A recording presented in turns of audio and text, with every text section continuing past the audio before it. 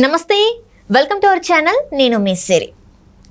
జగన్మోహన్ రెడ్డి గారు అయితే ఒక సంచలన నిర్ణయం తీసుకున్నట్టు తెలుస్తుంది. తాడేపల్లి ప్యాలెస్లో ఇంకా పచ్చ చీరలు బ్యాన్ చేస్తున్నట్టు అయితే మనకి వార్తలు వస్తున్నాయి. ఇందులో ఎంతవరకు వాస్తవం ఉంది అనేది మనకి వివరించడానికి మనతో పాటు ఉన్నారు TDP official spokesperson Suryadevara Latha garu. నమస్కారం మేడం. నమస్తే మేడం, ఇప్పుడు చూస్తున్నట్టయితే జగన్మోహన్ రెడ్డి గారు ఒక కీలక నిర్ణయం తీసుకున్నారని చెప్పేసి మనకి వార్తలు వస్తున్నాయి. అది కూడా ఏంటంటే తాడేపల్లి ప్యాలెస్లో ఇంకక్కడ పచ్చ చీరలు బ్యాన్ చేస్తున్నట్టుగా నిర్ణయం తీసుకున్నట్టు మనకు తెలుస్తుంది. ఎందుకంటే షర్మిల గారు పచ్చ చీర కట్టుకొని టీడీపీ పార్టీ అధినేత చంద్రబాబు నాయుడు కలిశారని చెప్పేసి నిన్న సభలో నొక్కి బట్టి మరి చెప్పడం జరిగింది. సో అందుకోసం ఈ పచ్చ కలర్ కనబడితే మాత్రం జగన్మోహన్ రెడ్డి గారికి ఏదో అయిపోతున్నట్టుగా అనిపిస్తుందని చెప్పేసి వార్తలు వస్తున్నాయి. ఇందులో అసలు దీనిపైన మీ స్పందన ఎలా ఉంది? అసలు జగన్మోహన్ రెడ్డికి పచ్చ ఫోబియా పట్టేసింది. పచ్చ ఓకే. ఎందుకంటే అసలు ఇంకా ఇప్పుడు శుభకార్యానికి కూడా ఇంకెక్కడికి వెళ్ళడేమో, ఎవరి మీద అక్షంతలు వేయాలన్నా కూడా చిరాకు వచ్చేస్తుందేమో. ఆ అక్షంతలు కూడా పసుపుగా ఉంటాయి కదా, అవి కూడా చేతి మీద చేతికిస్తే కోపం వచ్చేటట్టు ఉంది. ఇంకా ఆ రకంగా పచ్చ ఫోబియా పట్టుకున్నట్టే అనిపిస్తుంది. అంటే ఆయనకి జనాదరణ లేదనేది అక్కడ స్పష్టంగా కనబడుతుంది. ఆయన జెండాలు కనపడవు, పచ్చగా ఉండే జెండాలు అయితే రెపరెపలాడుతూ ఉన్నాయి. సో అందుకని ఎవరైనా పచ్చ చీర కట్టుకున్నా కూడా ఇంకా వాళ్ళని ఇచ్చేయటమే. పచ్చ చీర కట్టుకుందని షర్మిల గారిని సునీత గారు పచ్చ చున్నీ వేసుకొని ఉన్నారు. సో వాళ్ళిద్దరిని పెట్టి ఫొటోస్ ట్రోల్ చేయటం. సో చున్నీ కూడా పచ్చది ఉండకూడదు. ఇవన్నీ ఎంతవరకు తీసుకెళ్తున్నాడో అర్థం కావట్లేదు. కానీ ఖచ్చితంగా ఈ ఫోబియా ఎందుకు వచ్చిందో కూడా అర్థం కావట్లేదు. అంటే నువ్వు చేసిన వైఫల్యాలు నువ్వేమీ చేయలేక రాష్ట్రానికి, సో పార్టీ మీద పడి ఏడ్చినట్టే ఉంది. పచ్చ కలర్ ఎవరు వేసుకున్నా కూడా వాళ్ళ తల్లిగారు కూడా చాలా చీరలు పచ్చ చీరలు కట్టుకుని ఉన్నారు.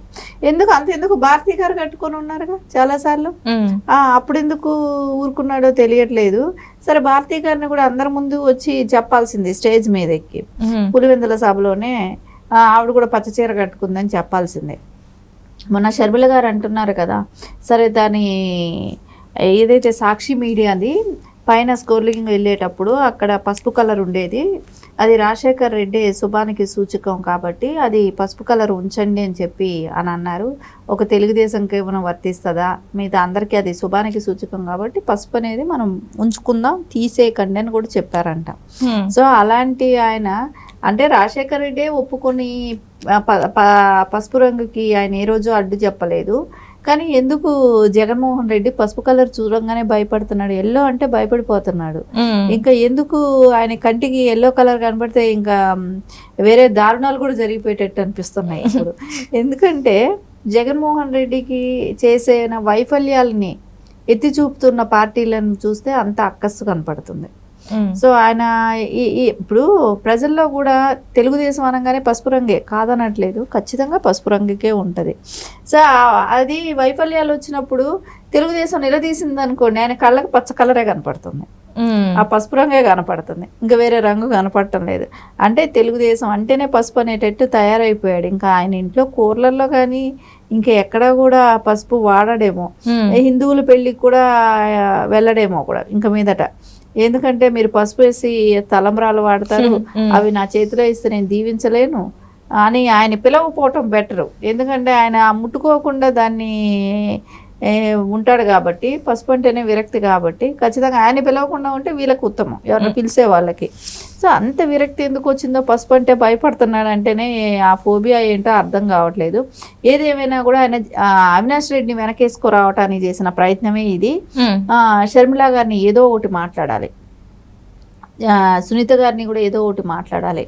కాబట్టి ఆ పసుపు అనేది పట్టుకొని పసుపు చీరలు కట్టుకొని వెళ్ళింది నారా చంద్రబాబు నాయుడు గారి ఇంటికి అనే మాట మాట్లాడటం, ఆయన వెళ్ళి పెళ్లికి పిలవటానికి వెళ్ళింది అనేది.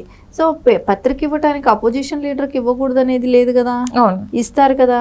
రాజశేఖర్ రెడ్డి గారు షర్మిల గారి పెళ్లికి ఆయన పిలిచారు కదా, చంద్రబాబు నాయుడు గారు వచ్చారని కూడా చెప్తున్నారు.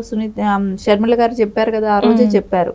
సో మా ఇంట్లో పెళ్ళిళ్ళకి చంద్రబాబు నాయుడు గారిని ఇన్వైట్ చేయటం జరిగింది, ఆయన వచ్చారని కూడా చెప్తున్నారు. అలాంటప్పుడు ఇప్పుడు నా కొడుకు పెళ్లికి నేను పిలుస్తున్నాను అని అన్నారు. అందరూ తప్పేముంది.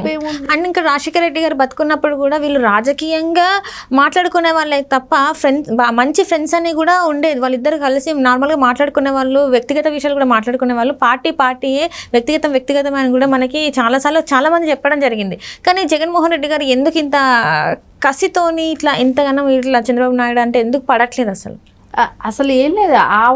అంటే చంద్రబాబు నాయుడు గారికి ఇంపార్టెంట్ ఇచ్చి పత్రిక నా చెల్లెలు తీసుకెళ్ళి ఇచ్చిందని, ఆ రోజు ఆవిడ పసుపు చీర కట్టుకుందని, అది ఒక సభలో ఆయన కట్టుకున్న బట్టలు కూడా అంతమంది ముందు వచ్చి విమర్శించడమే కానీ ఆ బట్టల గురించి ఎక్కడా కూడా ఈ సమాజంలో జరగని విషయం.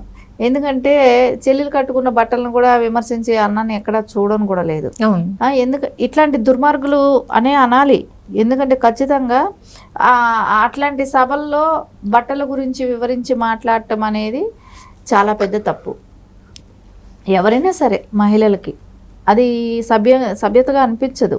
సరే అట్లా మీరు బట్టల గురించి మాట్లాడటమే కానివ్వండి, మీరు రాజశేఖర్కే పుట్టారా అని మాట్లాడటమే కానివ్వండి, ఇవన్నీ చూస్తే అంటే తల్లికే కానివ్వండి చెల్లెలకైనా కూడా బాధాకరమైన విషయం ఇది.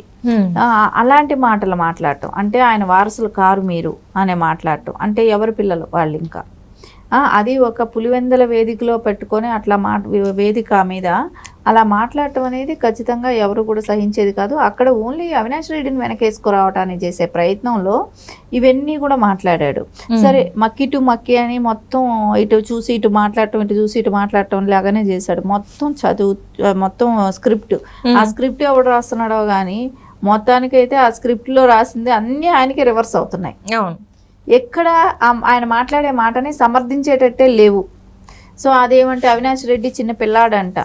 అంత చిన్న పిల్లాడికి ఎందుకండి రాజకీయం ఎందుకు? ఆయన రాజకీయ భవిష్యత్తు పాడు చేస్తున్నారని చెప్పేసి షర్మిల గారిని సుందర్ గారిని అంటున్నారు. మరి చిన్నపిల్లాడికి రాజకీయాలు ఎందుకు?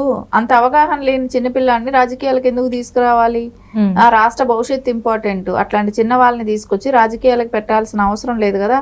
ఆ చిన్నపిల్లాడు సిబిఐకి వెళ్ళి చెప్పాలి, చిన్నవాళ్ళని మీరు ఇన్వెస్టిగేషన్ వాళ్ళని ముద్దాయిగా చేర్చకండి, వాళ్ళు తప్పు చేసినా కూడా మీరు వదిలేసేయండి, వాడు చిన్న పిల్లాడు అని చెప్పాలి. ఇప్పుడు అక్కడ నింద వేసింది షర్మిల గారు, సునీత గారు కాదు, సిబిఐ. సో వాళ్ళు దాని తర్వాత ఇన్వెస్టిగేషన్ జరిగిన తీరు, దాని తర్వాత వచ్చిన ఎవిడెన్స్ను బట్టే కదా వీళ్ళందరూ చెప్తున్నారు అవినాష్ రెడ్డి ముద్దాయి అని. సో దాన్ని నుంచి టాపిక్ డైవర్ట్ చేయాలి అనే ఒక ఉద్దేశంతోనే ఇది చేసిన ప్రయత్నం. నిన్న చీరల గురించి మాట్లాడటం, తల్లిని గురించి మాట్లాడటం, అంటే చెల్లెల గురించి నువ్వు ఎవరికి పుట్టావనే ఇంకా ఆ మాట అర్థం, నువ్వు రాజశేఖర రెడ్డి పుట్టలేదని అన్నా. అంటే ఇక్కడ రాజశేఖర రెడ్డి వారసులు అంటే ఆయన తిట్టిన వాళ్ళతోనే వీళ్ళు చేతులు కలిపారు అని చెప్పేసి షర్మిల గారిని అనడం జరిగింది. అండ్ వివేకానంద రెడ్డి గారిని చంపిన వాళ్ళతో, వాళ్ళ పక్కన నిల్చుని వాళ్ళతోనే ఉంటున్నారు అని చెప్పేసి కూడా మరి ఆ వేదిక మీదే జగన్మోహన్ రెడ్డి గారు మాట్లాడడం జరిగింది. మరి ఇది ఎలా చూడాలంటారు? అసలు వివేకానంద రెడ్డి గారిని చంపిన వాళ్ళతో వాళ్ళు ఎక్కడ ఉన్నారు? దస్తగిరి అప్రూవర్గా మారారు. సో ఉండటం ఎక్కడ ఉన్నారు? ఆయన అప్రూవర్గా మారాడు కాబట్టి ఆయన స్టేట్మెంట్ ఇచ్చేశాడు, బహిరంగంగానే ప్రెస్ మీట్ పెట్టి చెప్పాడు. సో వీళ్ళతో ఆయనకి శిక్ష ఎందుకు పడదు? ఖచ్చితంగా ఆయన దస్తగిరికి శిక్ష పడే అవకాశం ఖచ్చితంగా ఉంది. పడుతుంది, అవకాశం కూడా కాదు, పడుతుంది. అప్రూవల్ అయినంత మాత్రాన ఏదో కొంచెం తగ్గచ్చేమో కానీ ఖచ్చితంగా అయితే శిక్ష అయితే పడుతుంది కదా. సో ఆయన ఎక్కడ వీళ్ళు ఇది చేశారు? ఆయన బయట బహిరంగంగా చెప్పాడు, ఇలా జరిగింది అని వివరించాడు. అలా అనుకుంటే బొత్స సత్యనారాయణ గారితో ఎవరు ఇప్పుడు నా తండ్రి లాంటి వాళ్ళు అని అన్నది ఎవరు? ఆయన అసెంబ్లీ సాక్షిగా వాళ్ళ తల్లినే కానివ్వండి, వాళ్ళ రాజశేఖర రెడ్డి గారు తప్పుగా మాట్లాడారు.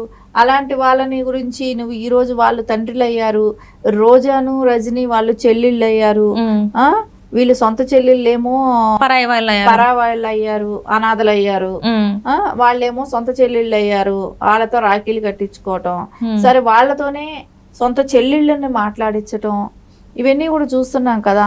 అలా అనుకుంటే వాళ్ళ పార్టీ మహిళలు ఎంతమంది కొన్ని చోట్ల ఎల్లో చీరలు కట్టుకున్నారు, ఎల్లో సారీస్లు కట్టుకొని ఉన్నారు. సో అంటే వాళ్ళు ఎందుకు మాట్లాడవు వాళ్ళని? వాళ్ళు ఎల్లో బట్టలు వేసుకోవట్లేదా? రోజా కట్టుకుంటుంటదిగా, ఎప్పుడైనా మాట్లాడావా? సో వాళ్ళ చెల్లెళ్ళు కాబట్టి వాళ్ళ ఒంటి మీద ఏం బట్టలు ఉన్నాయని అప్పుడు ఆయనకి తెలియలేదా? బొచ్చ గారు ఎన్ని రకాలుగా అవమానించారో తెలియలేదా? సో ఆయన పట్టుకొని తండ్రిని అంటున్నావు కదా. సో ఆయన అవసరాల కోసం ఆయన ఎలాగైనా మాట్లాడతాడు, ఏమైనా చేస్తాడు. ఆయనకు అవసరం రేపొద్దున మళ్ళీ సీఎం అవ్వాలి. సో ప్రజల్ని ఎలా మనం మభ్యపెట్టాలి, ప్రజల నుంచి ఎలాంటి డైవర్ట్ అంటే ఆమెను విమర్శించాలి. కాబట్టి ఒక ఎల్లో చీర కట్టుకుంది అంటే తెలుగుదేశం రంగు పులమటం కోసం షర్మిల గారికి అంటే కాంగ్రెస్ ఓట్ బ్యాంక్ ఇప్పుడు వైసీపీ ఓట్ బ్యాంక్ అయితే కాంగ్రెస్ పడే అవకాశాలు ఉన్నాయి కాబట్టి సో దానిలో నుంచి డైవర్షన్ ఏంటంటే తన తెలుగుదేశం అనేది ముద్ర వేయటానికి ట్రై చేస్తున్నాడు. సో ఇదంతా పరిస్థితి చుట్టూ వస్తే ఆవిడ్ని తెలుగుదేశం కింద ఆపాదించడానికి చూస్తున్నాడు. అంటే ఓట్ బ్యాంక్ చీలకుండా ఉంటది అనేది. సో ఆవిడ ప్లాట్ఫామ్ అంటూ తయారు చేసుకుంది. ఆవిడ ఎదగాలనుకుని ఆవిడ ఇది పిసిసి అధ్యక్ష పదవి ఇచ్చారు ఆవిడికి. సో ఆవిడ మంచి పొజిషన్ లో ఉన్నప్పుడు మాకు క్యాండిడేట్లు ఏమో అవసరం లేదు, మాకే ఉన్న వాళ్ళకి సీట్లు ఇచ్చేసుకోలేక కొట్టుకుంటున్నారు. సో ఆవిడకి మంచి పొజిషన్ ఏముంది అక్కడ. సో ఎవరికి అవసరం లేదు, ఆవిడ ఇక్కడ రావాల్సిన అవసరంలో మా వాళ్ళు మేము పిలుచుకోవాల్సిన అవసరం అంతకన్నా లేదు.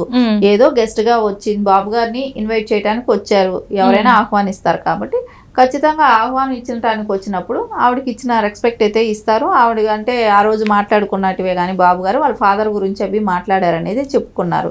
సో అయిపోయింది, అంతటితో టాపిక్ అయిపోయింది. బాబు గారు పెళ్లికి వెళ్ళలేదు, ఎక్కడైతే వెళ్ళలేదు. సో ఆవిడ తన గురించి మళ్ళీ మాట్లాడలేదు, అయిపోయింది, అంతటితో ఇష్యూ క్లోజ్. కానీ దాన్ని ఇంత ప్రొలాంగ్ చేసి ఆ పచ్చ చీర కట్టుకున్నారనేది ప్రొలాంగ్ చేయడానికి ఆవిడకి వేరే రకమైన ఆపాదించడానికి చేస్తున్న ప్రయత్నమే.